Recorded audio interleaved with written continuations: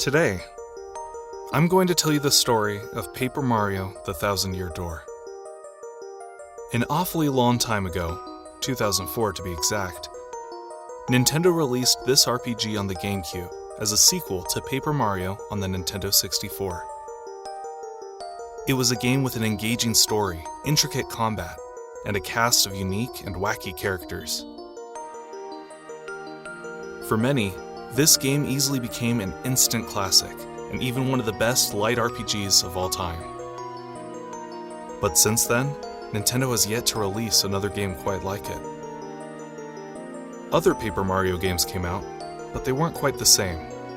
Some felt more like spin-offs, while others took on an entirely different genre.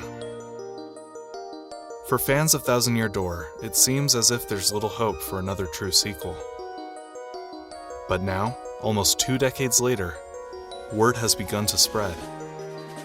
YouTubers have shared their love of the game with those who've never experienced it.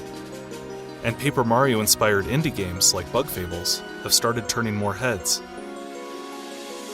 Indeed, in some ways, this game is more popular now than ever before.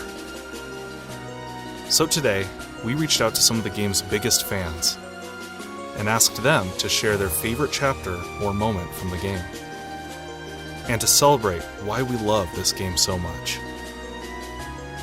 The Thousand Year Door retrospective starts here.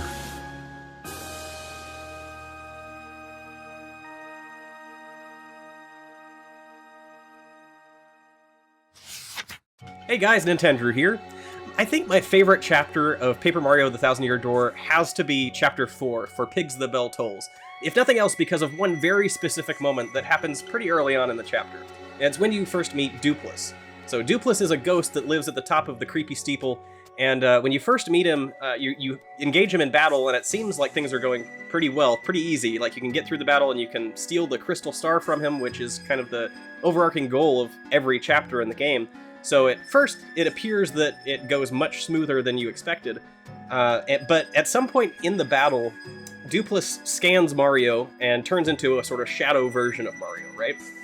So he steals all of your abilities and things like that, and starts using Mario's moves against him.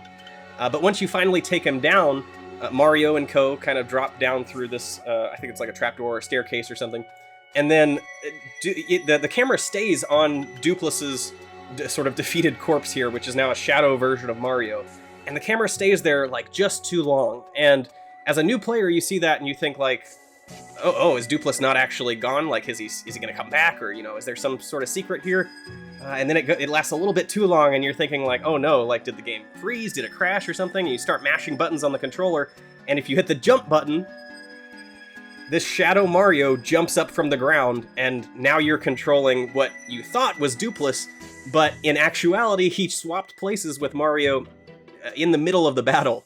And this is one of my favorite moments, and one of the best examples in all of gaming, in my opinion, of subverting player expectations.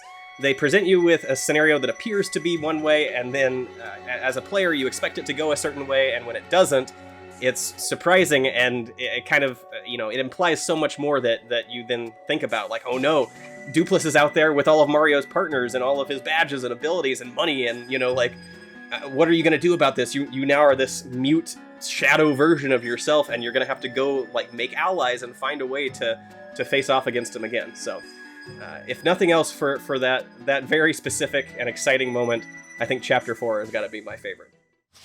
All right, so I'm sure my answer to this question is probably going to be the same as a lot of other people's in this retrospective, but my personal favorite chapter in Paper Mario: The Thousand Year Door is none other than Chapter 3.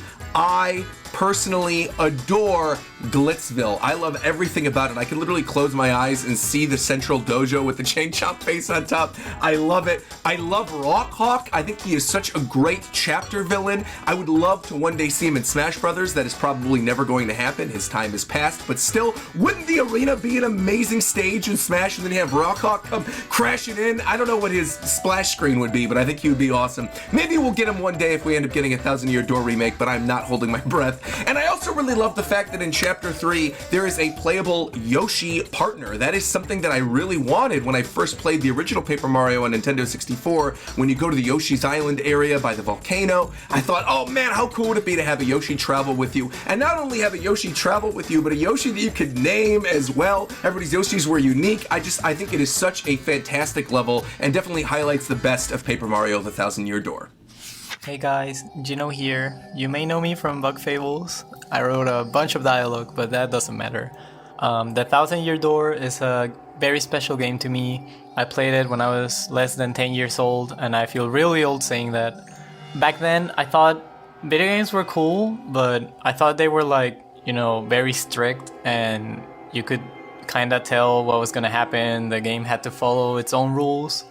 When I got to Chapter 4 and Mario became his own shadow, Dupless kidnapped him, I thought that was really cool, losing your partners and stuff, but what really got me was that I was lazy. I was lazy when I was a kid. I actually Googled what's the name of the person. So I tried to type in their name, Dupless, and the letter P wasn't there. So I was like, what? But maybe uppercase, and the P wasn't there. I felt so... I knew they knew that I would Google it, because I was such a lazy kid. The Thousand Year Door is a good game. Now seems as good a time as ever for me to throw my own hat in. If I had to pick a favorite, I'd probably go with Glitzville, just because of how it kind of changes the structure of the game. It's really fun to have all the different win conditions for the battles, and I love the conspiracy behind the ring that you fight in. But if I were to spotlight one that I think is very overlooked, I would have to say Boggly Woods, Chapter 2. This setting is so beautiful in such an eerie, ethereal way. The land is mostly monochrome with bits of color here and there, and the inside of the Boggly tree is so surreal and weird. There's bubbles in the background, and I used to think when I was playing this as a kid, is this underwater or something? Not to mention the fact that having all the Punies follow you around is a little bit like Pikmin, and again, it just really changes what the moment-to-moment gameplay is like for Paper Mario, especially after a mostly straightforward but still good first chapter. I love that they just went ham after this point. From Chapter 2 onwards, every single chapter has so many surprises and really flip your expectations, so that's just one of many chapters I love in the Thousand Year Door. Hey everyone, André here, coming at you live from Twilight Town to tell you about my favorite chapter in Paper Mario the Thousand Year Door, which, as you might have guessed, is Chapter 3. No, I'm kidding, it's actually Chapter 4 for Pigs the Bell Tolls, which, by the way, is an amazing name for a chapter title, considering the fact it's based on an Ernest Hemingway novel, which I just kind of adore. So, it's partially the reason for that title why I find this chapter so freaking compelling, because it's rooted in a deep, weird mystery, and I love it. When you first get to town, it doesn't take long to discover that the citizens or the villagers there are turning into pigs every time the bell tolls, and it's such a weird, disturbing, creepy, and funny, and all these weird mixed emotions that make this chapter hit in a way that almost, I think, any other game can even accomplish, and I don't even know how this game pulls it off. But everything about this chapter just oozes atmosphere, whether it's a look or a sound to Twilight Town, the creepy steeple you explore complete with a parrot that recites Mario Sunshine quotes for some reason, and then of course there's Dupless as well, which is just a fun, weird character in and of themselves, especially with how they present this fourth wall breaking element where he basically steals your identity and you need to go get it back. And I love what the game does here, where even upon replaying it fairly recently, I had forgotten what happened, and it left me wondering what is happening here. And I love that. The fact that they were able to recapture that mystery for me again, even after playing this game multiple times in the past, says a lot about how effective the mystery is here in Chapter 4, and I love everything about it. And I haven't touched on the crows yet, which still offer surprisingly contemporary sayings and statements and thoughts, which is something you would never expect from, any crow, let alone multiple of them in this town, and I just love it. So this is why, partially why at least, why this chapter is so freaking great, and I could play it endlessly. Give me a Twilight Town game, Nintendo. Hi, it's Krysta from the Krysta podcast and the Krysta show. I am very excited to be here today to talk about one of my favorite games of all time, which is Paper Mario and the Thousand Year Door. I really miss this game. I should probably go back and play it again. And when I was thinking about which chapter I love the most, it really made me just want to go back and replay the game. But If I had to pick, mine would be, I think, Chapter 5, which is Key to the Pirates.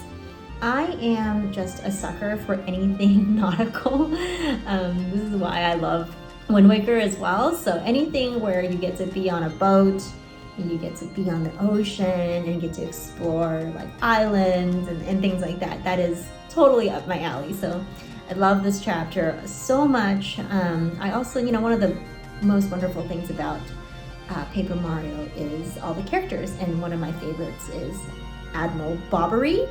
And he has such a touching tale about his deceased wife, and I don't know, the whole thing is just very sweet. So yeah, that's my favorite chapter. I hope that you guys are getting good vibes about Paper Mario, and I will see you later. Bye!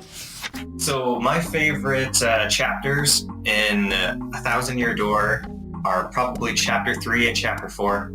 I couldn't really pick between those two because I really like the theme of both of them. The Glitz Pit is great. I love the tournament structure of it and kind of like this underlying like mystery kind of atmosphere they have going on. And I just really like how it upended the structure of like town and dungeon into like a completely different structure. And I just thought that was really cool and fun. And I really liked the twist in Chapter 4. After you complete Chapter 4, there's kind of like a fake out where the chapter's not actually done and your identity has been stolen. I feel like that was a really fun angle for a chapter. I think that chapter's a little bit less strong maybe because of the level design wasn't maybe as great. There was a lot of backtracking in that one. But I think those are probably my two highlights for the game. One of my favorite chapters of Paper Mario 1000 Year Door has to be Chapter 5, which takes place on Keelhaul Key Island. It features Mario and Co. sailing to where the 5th crystal star should be, and they shipwreck there, so you're stranded, marooned from the rest of the world.